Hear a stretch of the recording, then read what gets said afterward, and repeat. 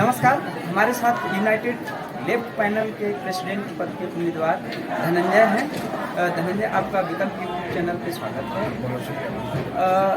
ये 2024 का जेएनयू का जो चुनाव है एक ऐसे दौर में हो रहा है, पहले तो 4 साल बाद हो है, दूसरे इस 4 साल के दौरान जेएनयू पे बड़ा अटैक हुआ। ठीक है, पिछले यूनियन को शासन ने मान्यता भी नहीं दी थी, और उसके बाद फ्री हाइक मूवमेंट के दौरान स्टूडेंट और टीचरों पे हमला हुआ था, उससे आप परिचित हुए। उसके बाद एनईपी, पैंडेमिक और पूरी शिक्षा व्यवस्था का बदलाव, स्वरूप भी बदल गया। तो इस परिप्रेक्ष्य में और जेएनयू में लगातार लैंगिक असमानता और भेदभाव और डिस्क्रिमिनेशन और छेड़खानी घटनाएं बढ़ी हैं। इस परिप्रेक्ष्य में जेएनयू का चुनाव 2024 का कितना महत्व? 2024 का जो ये चुनाव है जो होने वाला है, बतौर ये रेफरेंडम जो 10 सालों में सरकार ने सराहा किया, छात्रों के साथ, युवाओं के साथ, हायर एजुकेशन में लगातार फंड कट किया गया है। यहाँ पे देखिए रिसर्च में फंड कट किए जा रहे हैं। हमारी लाइब्रेरी है, वहाँ पे आपको जर्नल्स लेने जाएंगे तो मिलेगी नहीं, कह रहे हैं कि फंड कट चुकी है, नहीं नवीनी एक हॉस्टल खुली मतलब बनी पड़ी है, उनको खोल नहीं रहे हैं। बोलते हैं कि उसके रसोइये के देने के पैसे नहीं, उसके दैनिक जो उसके काम काज हैं उसके देने के लिए वहाँ पे पैसे नहीं है। लगातार हमला हो रहा है। एक तो पॉलिसी के लेवल पे हमला हो रहा है हमारे ऊपर, ऊपर से प्रोपेगेंडा के लेवल पे हमला हो रहा है। ऐसी फिल्में आ रही हैं, बस्तर जैसी फिल्में, जहाँ पे कहा जा रहा है कि जेएनयू के छात्रों को गोली मार दें। अब देखिए ना, कल के कोई भी छात्र जेएनयू का बाहर जाता है और कोई सिर्फ पूरा मार ही दे, उसकी जिम्मेदारी कौन है? मैं झेला, हाँ, कन्हैया के नाम खिला। सही बात है। ये हो नहीं रहा था। हमारे प्रोफेसर को देखिएगा कि इस सड़क पर लोग घेर लेते हैं, मारने की कोशिश करते हैं, तो इसकी जिम्मेदारी कौन लेगा? तो ये सारी फिल्म जो जेएनयू को बदनाम कर रही है, आज ही एक फिल्म का ट्रेलर आया है। अब तो बीजेपी आरएसएस के पास कुछ नहीं मिलता है तो एक मुसलमान का नाम डाल के जहांगीर नेशनल यूनिवर्सिटी डाल दिया है, और जेएनयू तो उनके लिए सबसे ज़्यादा खलता है। इसलिए खलता है कि हाशिए पर के लोग इतने कम पैसे में इतनी बेहतर पढ़ाई कैसे कर पा रहे हैं। और देखिए ना, पिछले 4 सालों में जो चुनाव रोकने का भी कारण यही रहा। जब कोविड था, देश के लोग तमाम लोग समझते थे, लेकिन जब कोविड खत्म हुआ तो सबसे अंतिम किसको खोला गया? यूनिवर्सिटीज़ को खोला गया। उससे पहले किसको खोला गया? बाज़ारों को खोला गया। मेरे प्रदेश जैसे लाजपत नगर सारे बाजार खोल गए, लेकिन यूनिवर्सिटी खुलवाने की लाड़ाई लड़ते रहे। मैं कैंपस में पहली बार घुसा तो हमारी पहली लड़ाई में शामिल रहा, यूनिवर्सिटी का गेट खुलवाने की लड़ाई थी। जब कैंपस में लोगों जब यूनिवर्सिटी गेट भी खुल गया तो क्लास में पढ़ाई नहीं हुई, ऑनलाइन क्लासेस चल रहा था। अब जानते हैं कि समाज इस तरह का है कि अगर एक घर में बेटा को देता है, बेटी को नहीं होता है, बोलता है तुम पढ़ लो, तुम चाय पढ़ो। तो हमारी लड़ाई उसके लिए थी कि तमाम लोग कैंपसेस में आए और इसमें बैठे पढ़ाई करें। उसके लिए नहीं भी तो 24-25 दिन रहा था, उसके पास उसमें मैं शामिल रहा। और जितने मुद्दे हैं कि हम एनसीएम देख रहे हैं कि आप पिछले 10 सालों में 12 सालों में मेस का थाली का जो दर है वो बढ़ता जा रहा है, 3500 से 4200 तक चला गया है। और एमसीएम वही का 2000 का 2000, जबकि एमसीएम जो था 2000 वो कम मतलब पैसा मिलता, वो कंपनसेट करता था मेस बिल को। लेकिन आज मेस बिल इतना हो गया, एमसीएम वही का 2000, तो उसको बढ़वाने की मांग में जो जोर लड़ाई है। आप देखिए कैंपस में कई जगह चिपका हुआ 2000 में दम नहीं, 5000 से कम नहीं। आप देख रहे हैं कि रिसर्च पे जो हमला मानव जैसे फेलोशिप खत्म कर दिए गए इसी दौरान में। आप देख रहे हैं कि नॉन नेट वही का वही है, 5 से 8 जगह की है बड़ा। आप देखिए इंक्रीम बजट में कौन सी ऐसी सरकार है जो यूजीसी का फंड कट करती है, शिक्षा का फंड कट कर दिया, और जो लगातार शिक्षा का फंड कट कर रही है। तो यूजीसी में 60% का फंड कट हुआ। और इसके साथ अगर हम देखेंगे तो देखेंगे कि पिछले 5 सालों में जहाँ 51.3, 52.5 इस अनुपात महिलाएं रहती थी, प्रतिशत था महिलाओं का, आज 37.5 पर महदूद होती है। और यही नई वाइस चांसलर बनी है, जो बोलती है कैंपस महिलाओं के लिए बहुत सुरक्षित रहेगा। आज देखिए कि हर रोज़ कुछ दिनों पर हर रोज़ की कहानी सुनने देखिए, हर से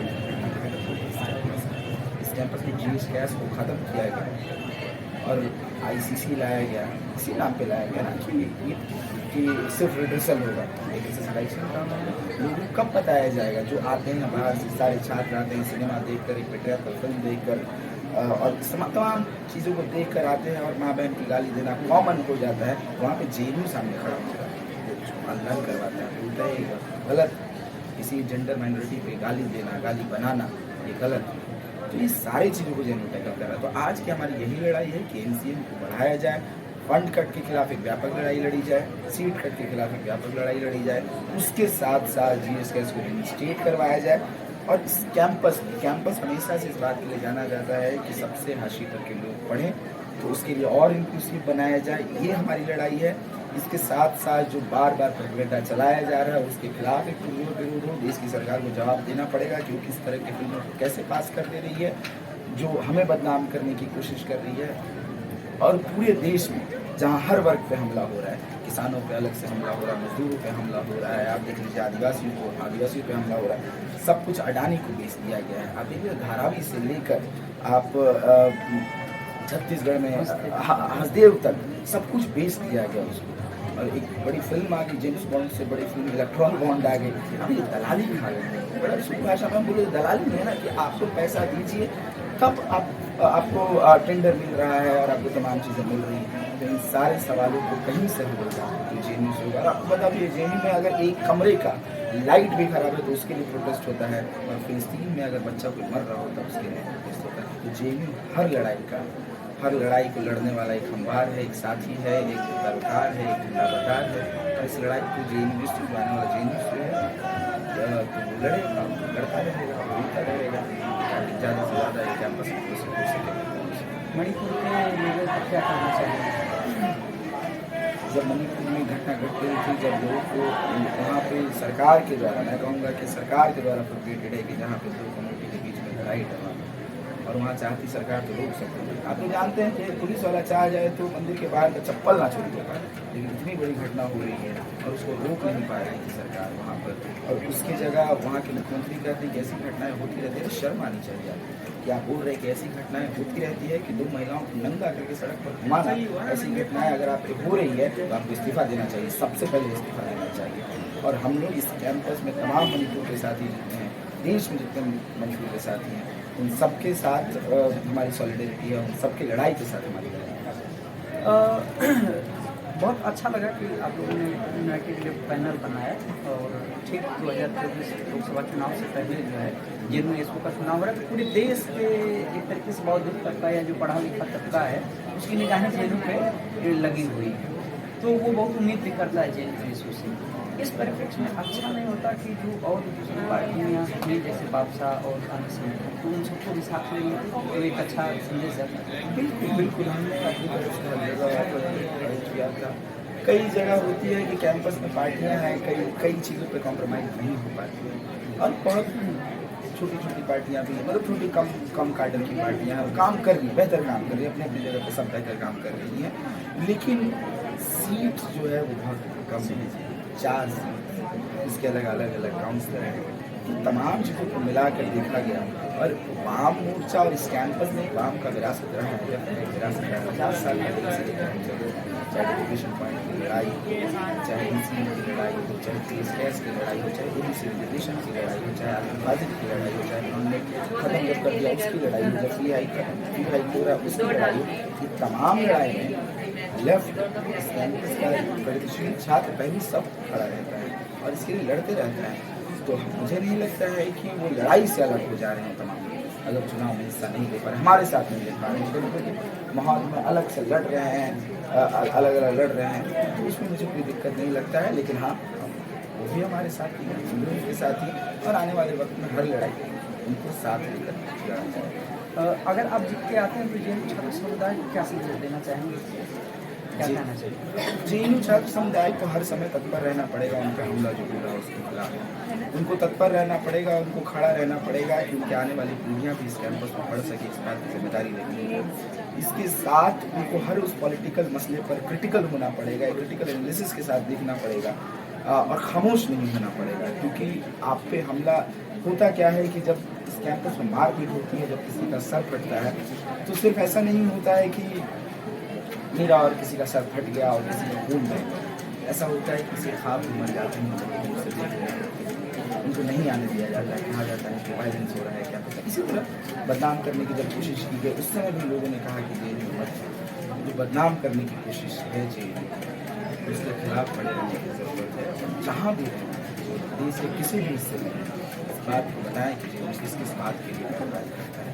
कौन से समुदाय की बात करता है, किसके हक की बात करता है, किसके हुकूक की बात करता है, सारी बातें सिर्फ जेल में से बता रहे हैं, देश के ब्रेक को नहीं पहुँचे। इस बात का मैं कहना चाहता हूँ कि मेरे छात्र इस बात को आगे देश भर के छात्र समुदाय आप लोगों के निगाहें के कायल हुए हैं। जो छात्र राजनीति में आना चाहते हैं, आप उनके लिए किस तरीके का संदेश देना चाहेंगे या कुछ कहना चाहेंगे सकारात्मक राजनीति? देखिए, भगत सिंह कह देते हैं कि अगर समाज के बारे में आपको चिंता नहीं है, आप ऐसी पढ़ाई पढ़ रहे हैं और समाज के बारे में आपको चिंता नहीं है, तो ऐसी पढ़ाई सिर्फ कलर की अगर की जाए तो मुझे नहीं लगता उस पढ़ाई का बहुत कोई काम है। मुझे लगता है कि छात्रों को पूरी तरह से सक्रिय राजनीति में आनी चाहिए।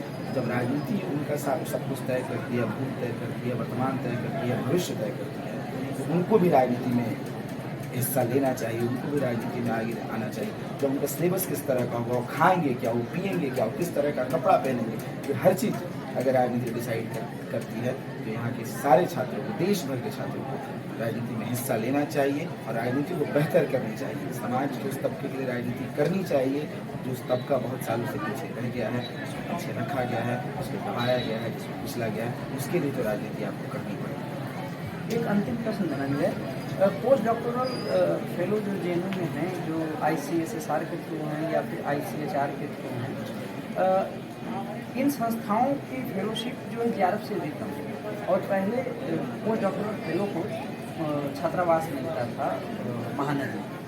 अब तो महानदी छोड़ दीजिए, कोई भी छात्रावास एक कमरा तक लिए नहीं दे रहे, तो क्या आप पोस्ट डॉक्टोरल फेलो के इन मुद्दों को भी एड्रेस करना चाहेंगे?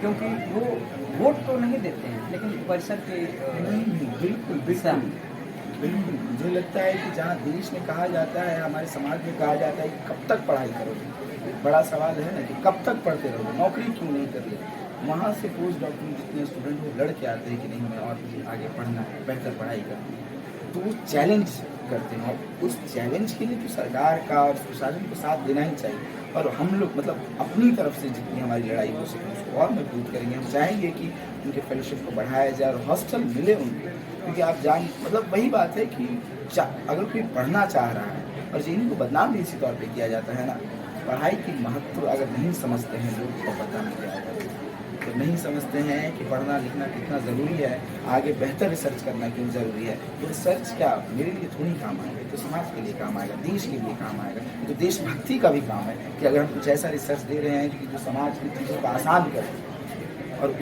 तो इसके लिए तो मतलब बतौर मैं समझता हूँ कि नौकरी होना चाहिए कि बराबर की एक तनख्वाह मिलनी चाहिए और असिस्टेंट प्रोफेसर के बराबर सुविधाएं मिलती है, लेकिन जेएनयू ने वो सारी चीज़ें बंद कर दी। बिल्कुल फेलोशिप भी JRF से कम है।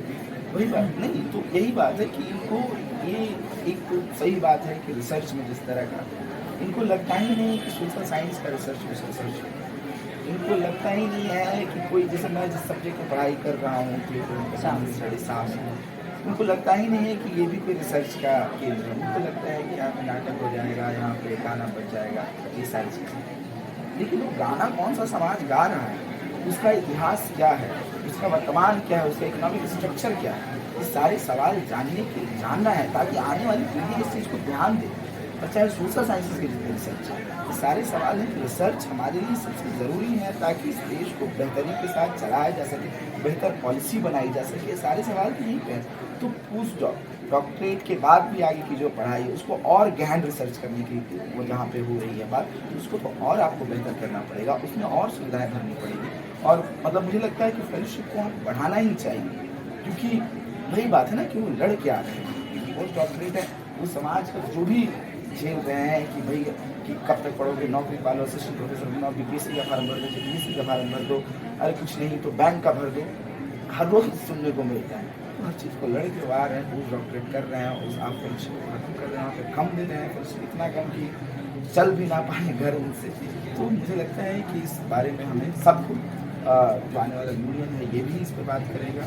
बहुत शुक्रिया कि आपने इसको ध्यान रखा। अंतिम प्रश्न, क्योंकि आप साथ से आते हैं, परिसर में सांस्कृतिक गतिविधियां बहुत कम हो गई हैं और जो नई शुरू हुई हैं वो पॉपुलर कल्चर का बहुत फुहड़पना है।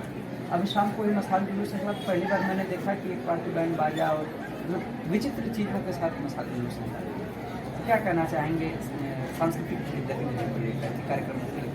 देखिए, सांस्कृतिक गतिविधि ये चुनौती है। हाँ बिल्कुल चुनौती। सांस्कृतिक गतिविधि से होता है कि लोग एक दूसरे से जुड़ते हैं, अपनी बात आसानी से पहुँच जाती है, गीतों के जरिए, नाटक के जरिए, तमाम। मैं भी एक संस्कृति कर्मी हूँ, मैं 10 साल से नाटक कर रहा हूँ, कीर्तन कर रहा हूँ, गीत गा रहा हूँ। तो आज वो ट्रेनिंग में तो बहुत कम है। हाँ, सुन्नीपात में पढ़ा हुआ है, कह सन्नीपात में पढ़ा हुआ है, कह लीजिए। तो मुझे लगता है कि इस कैंपस में थोड़ा सा हर तरफ से होनी चाहिए कोशिश। प्रशासन तो नहीं करेगा, प्रशासन तो वही दिखाएगा। हाँ, कोई कभी सम्मेलन में बुलाते हैं तो इतना फूहड़ कभी सम्मेलन की आपको सुनने का मन न करे, वही महिला की छोटी, वही कमर, उसी की बात होती है। लेकिन समाज के बारे में, समाज का चित्रण किस नाटक में होगा, समाज का गीत किस गाने में होगा, ये तमाम चीज़ पर हम लोग को भी एक कोशिश करनी चाहिए। और चुनौतियाँ ज़्यादा हैं तो कहीं ना कहीं सांस्कृतिक चीज़ पीछे छूट जाती हैं, क्योंकि हम वहीं पे खड़े हो जाते हैं जहाँ पे चुनौतियाँ रहती हैं। तो गीतों के जरिए भी हम सबको आना चाहिए। और यहाँ पे अलग अलग भी बन रहे हैं, अलग अलग पार्टी के, जैसे मैं ही एक फिल्म चलाता था दस्ता के नाम से। अच्छा, जैसे भाई के लोग हैं वो दस्तक के नाम से चलाते हैं। तो है कि यहाँ बार बार बात होती है। और उसके पहले भी जब जेएनयू को बदनाम करने की कोशिश की जा रही थी, तो मैं ही एक नाटक, हमारा नाटक लेकर आया था, जेएनयू का सच। उसके बाद लगातार इस कैंपस में आना, नाटक करना। और नाटक मैं शुरुआत नाटक किया हूँ जब दिल्ली विश्वविद्यालय में पढ़ता था, इसी कैंपस में किया हूँ। तो ये हमारे लिए एक बेहतर है कि नाटक यहाँ से शुरू हुआ, लेकिन अब है दिक्कत कि खत्म हो रहा है। तो इसको मतलब और लोगों तक और बेहतर टीम बन सके, और बेहतर नाटक हो सके। खुद से भी नहीं कर पा रहे हैं तो हम बाहर से बुला सकते हैं। ये तो परमिशन है हम लोगों को कि नाटक हो, बेहतर नाटक हो, नाटक के जरिए बात पहुँचे। चाहे कोई भी हमला हम पे हो रहा है, उसके अगर नाटक के साथ हम जाते हैं तो लोग उसको जल्दी कनेक्ट करते हैं। मुझे लगता है कि सांस्कृतिक चीज़ों को बढ़ावा मिलना चाहिए प्रशासन की तरफ से भी, हमारे तरफ से। धनंजय ने अपना बहुमूल्य समय दिया, इसके लिए हम आपके बहुत बहुत आभारी हैं, धन्यवाद। और हम धनंजय के भविष्य में के लिए शुभकामना करते हैं। और आप लोग देखिए ये वीडियो और बताइएगा कि इंटरव्यू कैसा लगा। मिलते हैं फिर।